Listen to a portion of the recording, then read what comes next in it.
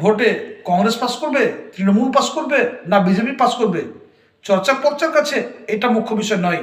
চর্চার পর্চার মূল লক্ষ্য হচ্ছে যে সমস্ত নেতাগুলো আপনাদের কাছে ভোটের আবেদন করছে সেই সমস্ত প্রার্থীদের ক্যারেক্টারটা ঠিক কোন জায়গাতে আছে।